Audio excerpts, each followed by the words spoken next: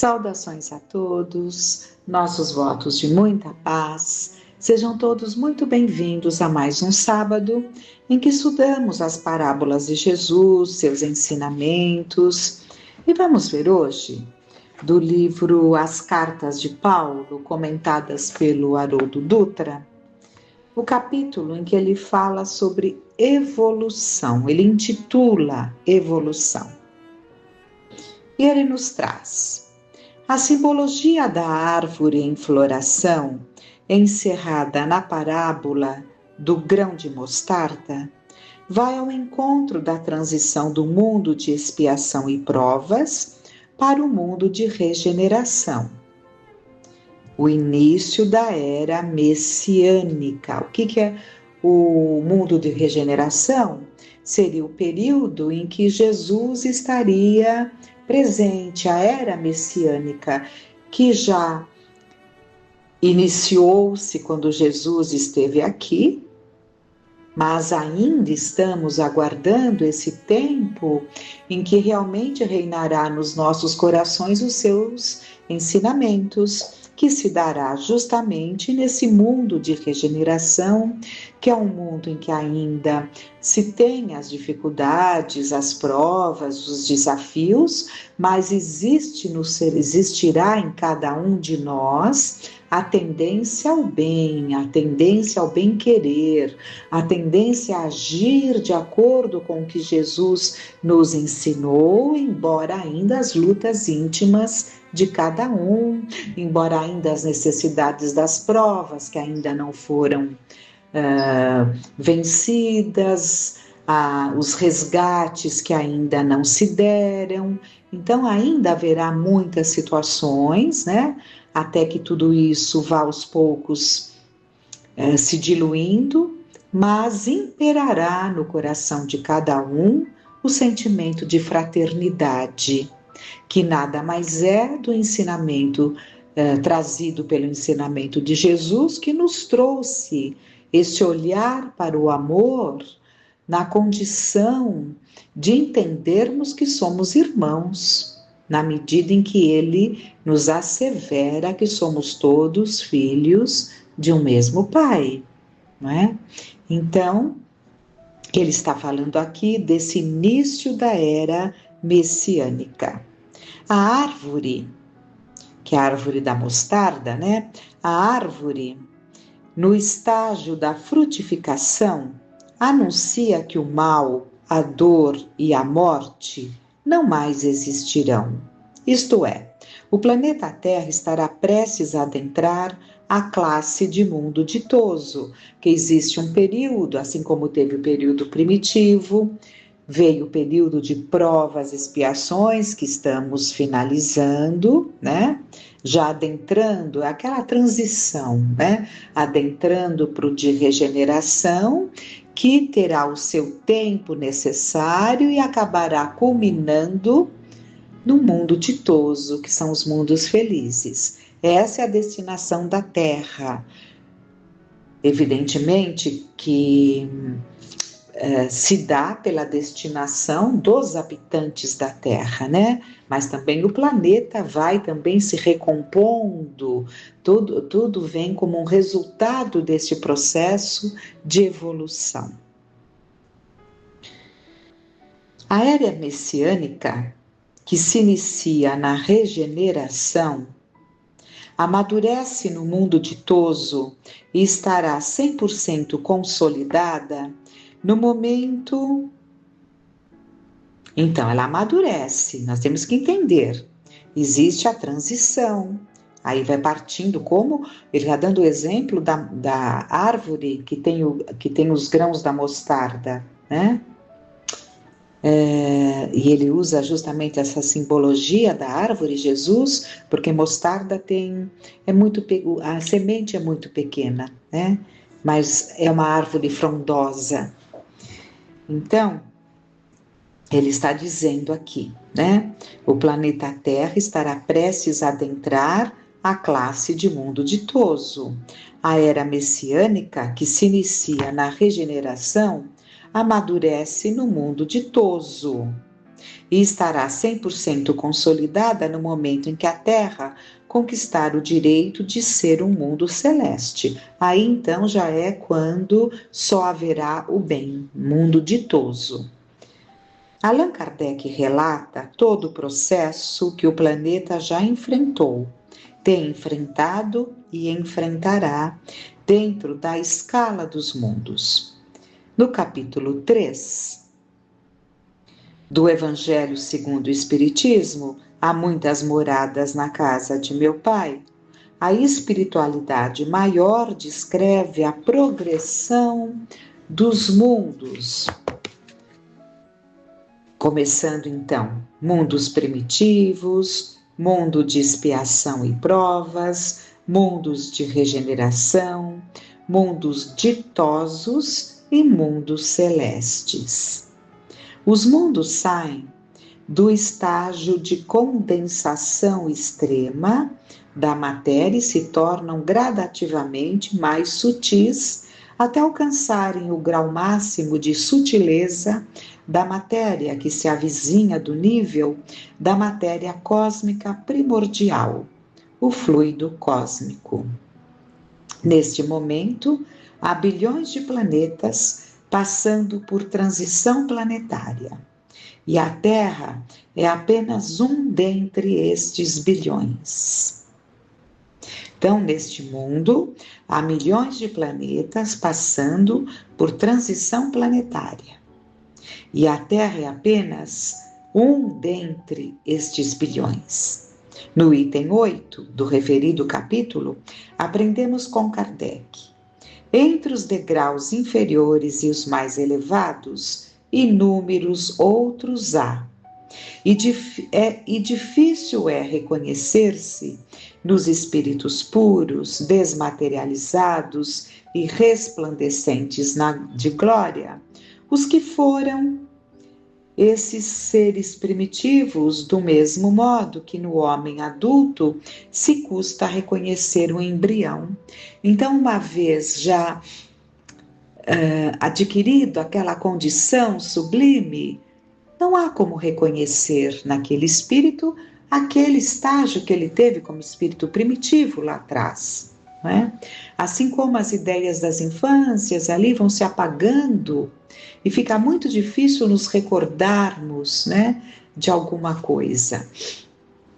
É importante ressaltar que a era messiânica do povo hebreu reporta a descrição dos mundos ditosos mais avançados e dos mundos celestes. E a leitura da descrição dos mundos espirituais mais purificados, elaborada por Allan Kardec de forma similar, estabelece essa relação com a era messiânica. A Terra está em marcha de transição planetária. É um mundo de expiação e provas a atingir o último degrau da escada, a concluir o estágio. Temos caminhado para o mundo de regeneração, o planeta deixará de ser adolescente para se transformar em adulto. Lembramos que entre a infância e a fase adulta existem vários degraus. Começamos como um zigoto no útero materno, muito distante se comparado a um adulto de 45 anos. De modo idêntico, ao nos tornarmos espíritos puros, praticamente não lembraremos do ser humano que fomos um dia. Mesmo hoje, a maioria das escolas cristãs acredita em juízo final e que tudo será transformado pelo Salvador. Ressurreição, nova terra, tudo concretizado em processo imediato. Desenvolver a fé raciocinada é um desafio diário, inclusive entre os espíritas, porque depende de muito estudo, pesquisa, disciplina e dedicação. No Evangelho segundo o Espiritismo, É passível de observação que Kardec não se detém a descrever o mundo celeste, pois seria tal qual ensinar física quântica a uma criança bem pequena. A nossa compreensão é demasiadamente limitada e o nosso vocabulário restrito para a descrição de algo que não cabe no nosso entendimento. No item 9 do capítulo 3 da mesma obra, Kardec discorre acerca do mundo ditoso. Então, vamos ver o mundo ditoso.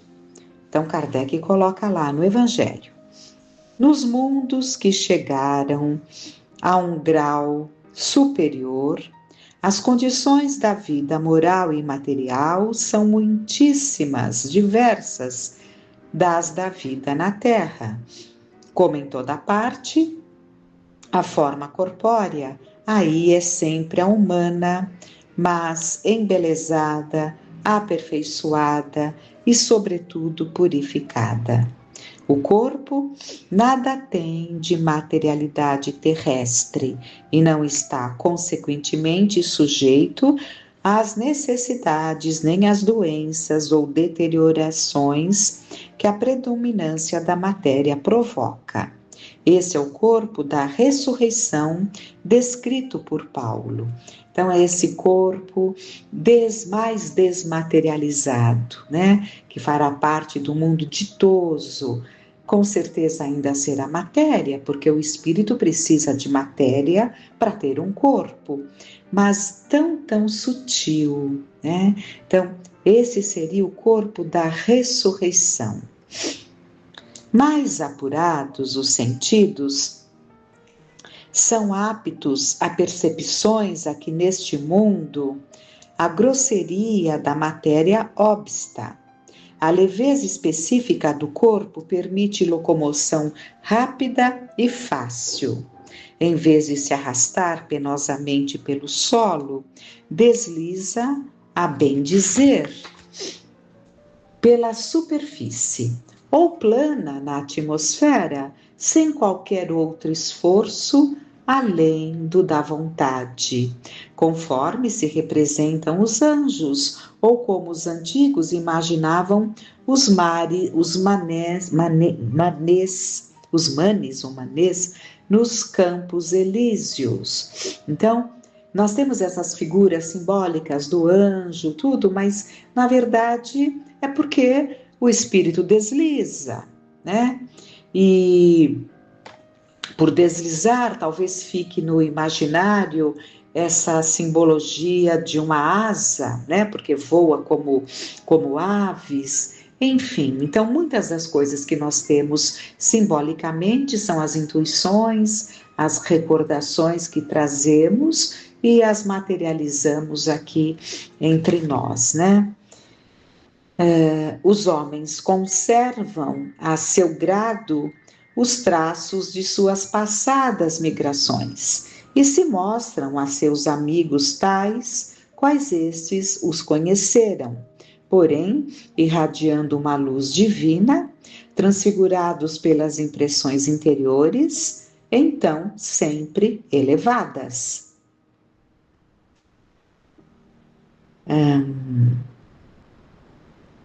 Aqui, então, sempre elevadas. Em lugar de semblantes decorados, abatidos pelos sofrimentos e paixões, a inteligência e a vida cintilam como o fulgor que os pintores hão figurado no nimbo ou auréola dos santos.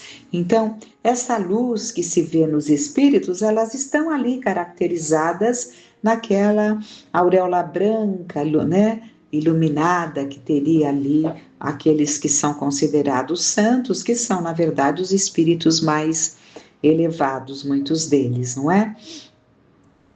Então, há pouca resistência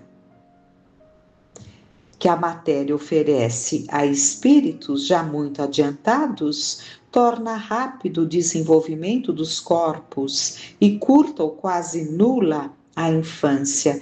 Então é claro que nesses mundos mais adiantados, por quê? Aqui na Terra nós precisamos da infância. A infância é o período de adaptação do espírito ao retorno corporal. A infância é o período de pausa.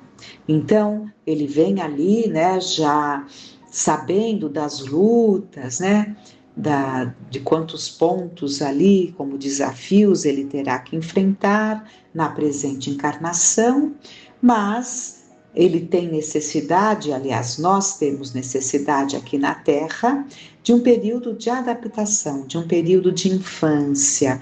Então, os órgãos vão se desenvolvendo. Então, por mais dificuldades que esse espírito já até viva nos próprios lares, quantas vezes estão conturbados, enfim, mas o fato dele não ter ainda o raciocínio completo, a condição de refletir, né? Ele é atingido, evidentemente, pelas situações que o alcançam, mas não como se ele fosse mais velho, né? Porque ele não tem ainda certas capacidades em função do desenvolvimento ainda inicial do seu corpinho. Então, em mundos como os nossos, há necessidade de uma infância mais longa. Nesses mundos mais adiantados, em que encarna-se já sabendo que vai encarnar, assim no sentido de pronto, né? Estou pronto para agora, está decidido, né? Chega-se à conclusão, vou sair desse estado de erraticidade e vou desenvolver algo naquele mundo ditoso, né? Onde já está em condições bem melhores. E nós podemos até pensar, o que será que desenvolvem nesses mundos? Com certeza muito, muito, muito. Porque se nós estudarmos, ou pudéssemos estudar a harmonia do universo, toda essa sincronização que existe, tudo isso oferece estudos profundíssimos e há aqueles que têm a tarefa de debruçar-se sobre esses estudos da harmonia dos espaços celestes. Então, o que se faz no mundo desse, não é? Para nós é tão distante que não temos nem como imaginar. Mas o que podemos depreender é que para lá vão os espíritos alegres como nós quando pegamos uma maleta e vamos viajar para um lugar que gostamos demais, não é? Então, uma comparação para entendermos como é natural para os espíritos de condição encarnar, desencarnar, encarnar, desencarnar. Por quê? Porque a morte já não se afigura como na Terra. Por ser ainda um mundo de provas e expiações, transitando por um mundo de regeneração, ainda a dor da separação, né? Então a morte ainda é uma prova para nós, a morte dos afetos queridos. E continuando,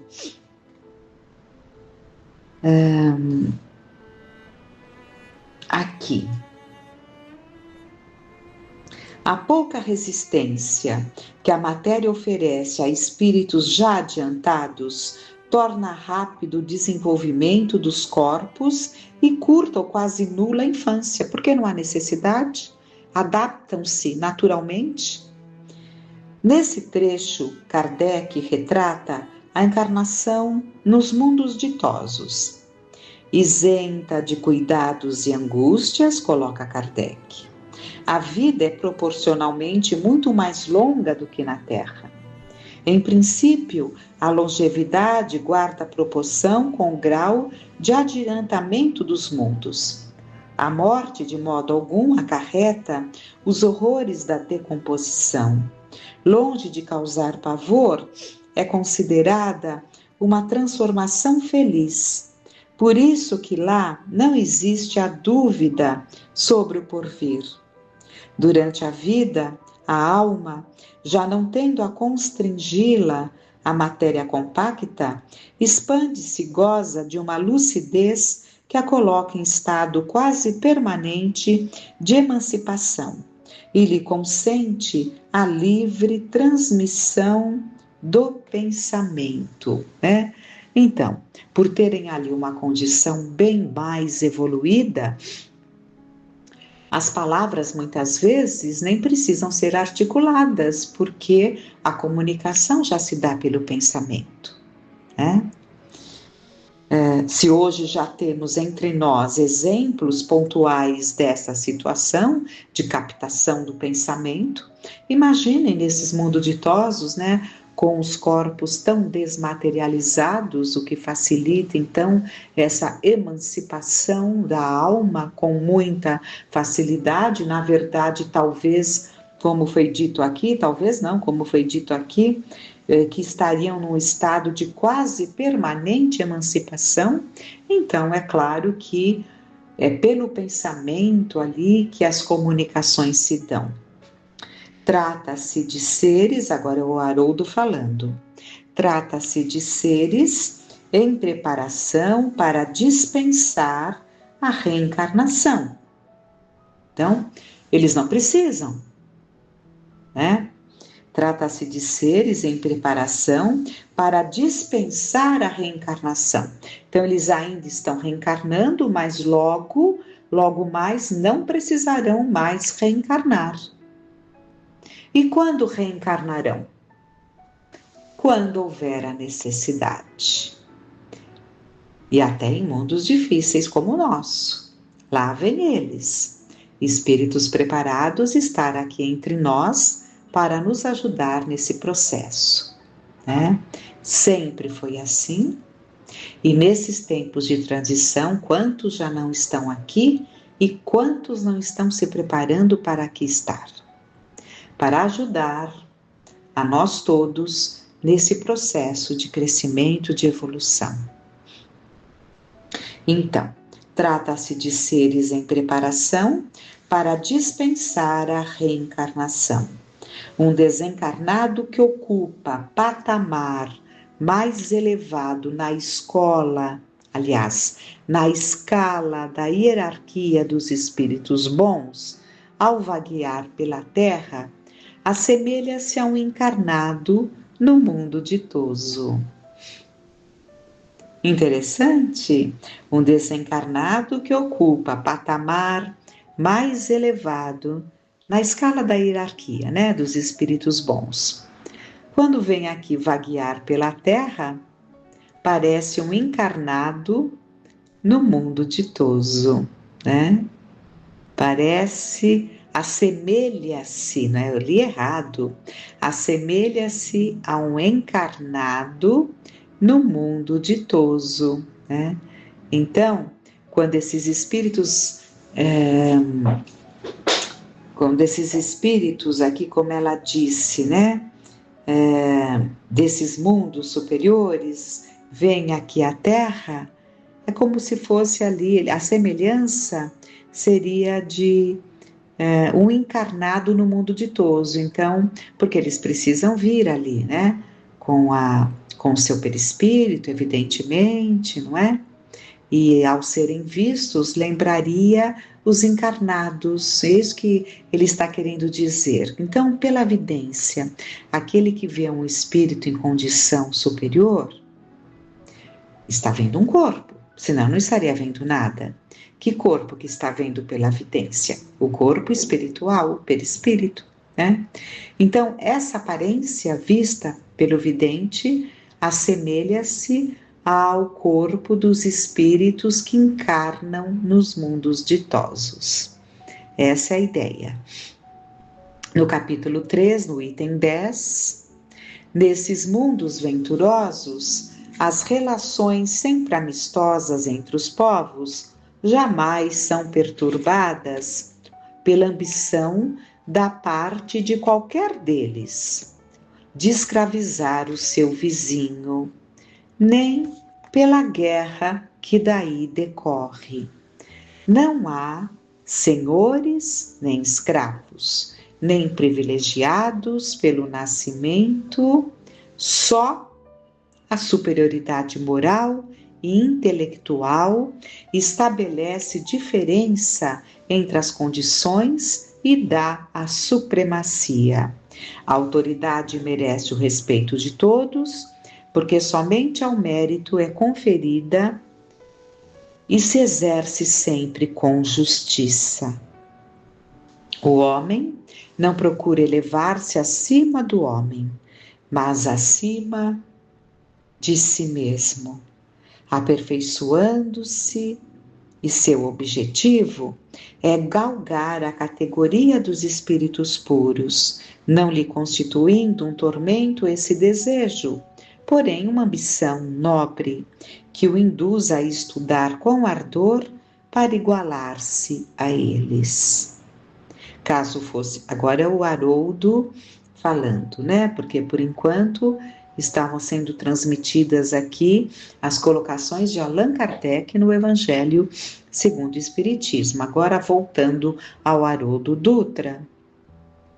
Caso fosse possível visitar um mundo ditoso na condição moral em que nos encontramos hoje, certamente enxergaríamos os habitantes como deuses gregos ou anjos, né?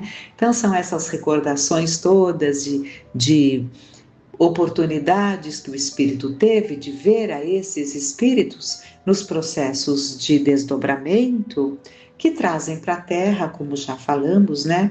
Essas imagens.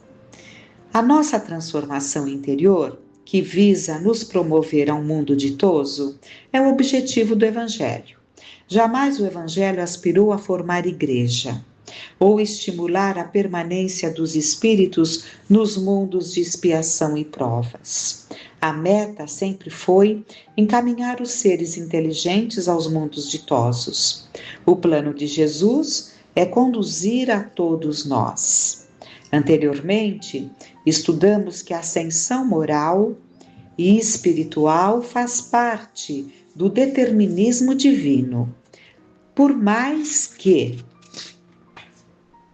a escolha seja pelos últimos lugares da fila da marcha evolutiva, nós seremos espíritos puros. Então, mesmo escolhendo sempre os últimos lugares, demorando demais nessa escalada, fato é que todos, sem exceção, um dia seremos espíritos puros. Podemos até estacionar por tempo indeterminado em certo estágio do aprimoramento espiritual. Não obstante avançar ininterruptamente, será o verbo que nos conduzirá ao destino. E no capítulo 3, no item 11, no vosso mundo, coloca Kardec, precisais do mal para sentirdes o bem, da noite para admirardes a luz, da doença para apreciardes a saúde.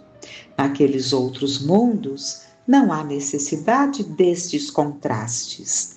A eterna luz, a eterna beleza e a eterna serenidade da alma proporcionam uma alegria eterna, livre de ser perturbada por angústias da vida material ou pelo contato dos maus que lá nem têm acesso. Vamos parar, né? Este capítulo que nos fala sobre a evolução, em que Haroldo Dutra baseia-se na parábola de Jesus, da árvore do grão de mostarda, e vai desenvolvendo, vai tecendo essa comparação com os ensinamentos de Jesus nos tempos em que esteve aqui, com os ensinamentos do Consolador Prometido, né? E vai ali nos trazendo essa importante reflexão. E se há toda essa destinação, se há todo esse caminho a ser percorrido, por que não vamos nós despertar para uma tomada de decisão mais efetiva? Pararmos de nos distrair tanto. Esse distrair, queremos dizer, é não perceber as coisas, né? É passar sem viver os momentos. É ter ali pérolas nas mãos de um texto profundo, de um áudio profundo, de algo que nos ensina, que fala ao nosso coração, uma presença que se aproxima de nós e nós podemos sentir ali um espírito amoroso começando pela região da nossa cabeça, né? E vamos sentindo ali naquela parte superior aquele magnetismo, como se fosse um magnetismo nos envolvendo, que são essas visitas amorosas dos nossos protetores, mas quantas vezes, tão distraídos, nem vivemos, nem sentimos, nem refletimos. Então, que tudo isso acabamos de ver aqui há pouco, que espíritos que já estão nesses mundos, né, ditosos, mas eles sabem que continua, que vem o celeste, né? Então, ele sabe o quanto ele precisa estudar, se aprimorar, intensificar ali. Nem sabemos falar desses espíritos, né? Intensificar seus sentimentos, mas os sentimentos já são tão nobres. Então, intensificar ali os conhecimentos, né?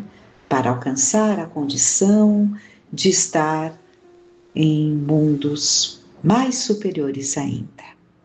Muito a refletir, muito a agradecer por termos todos esses ensinamentos ao nosso dispor. Sejamos muito gratos e que fiquemos em paz.